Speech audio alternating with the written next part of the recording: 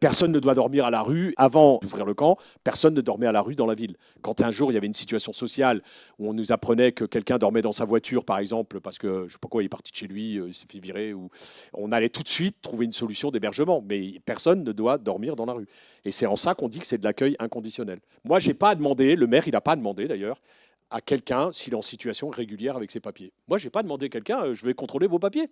Il me dit, vous êtes de la police? Non, bon, je ne suis pas de la police. Donc c'est pas à moi de faire ce boulot-là. Donc la personne, elle est là. Moi, je l'héberge. J'ai le code de la famille qui m'oblige à faire en sorte qu'il y a un accès à l'eau, un accès à des poubelles, etc. dessus. Il y a le code de la santé publique qui dit que quand il y a des suspicions d'épidémie, et c'était le cas avant qu'on fasse le camp sur l'ancien lieu de la gale généralisée et de la suspicion de tuberculose, le maire, là, il est obligé de prendre des moyens pour endiguer ces phénomènes-là. Voilà, donc j'ai répondu au code, c'est ce que je disais tout à l'heure, code de la famille, code de la santé publique, j'ai construit le camp, et ça a fonctionné comme ça. Il n'y a pas 100% de la population qui a suivi le machin, mais globalement, ça s'est super bien placé. On n'a pas eu un phénomène de délinquance sur la voie publique lié à la présence. Là, c'était 2500 personnes. Le camp, il a accueilli 1700 au plus gros, au plus fort. Euh, mais ils sont passés par milliers. L'histoire de cet accueil-là, c'est lié, je veux dire, à la culture de la ville, je pense, à ce qui a été entretenu pendant des années.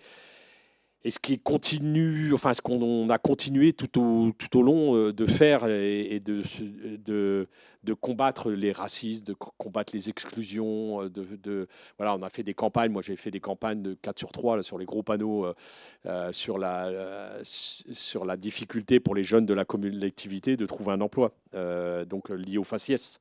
Et on a fait des messages un peu choquants sur l'agglomération. À un moment, on a fait une campagne d'affiches un peu choquante pour un peu secouer tout ça.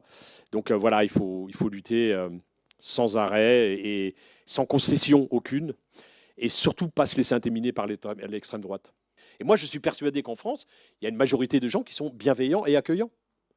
Et qu'on laisse aujourd'hui, il y a une forme de libéralisation de la parole raciste et amplifiée par les médias, par un certain nombre de médias derrière. Mais globalement, moi, je ne suis pas du tout. D'ailleurs, il y a une étude de la Commission nationale consultative des droits de l'homme, il y a 2 ans maintenant, qui dit que le seuil de tolérance des gens a augmenté en France par rapport à l'autre, à l'acceptation de l'autre, et qui pointe la responsabilité des politiques et des médias sur le fait que eux, ils sont en train de jouer l'effet inverse, en fait.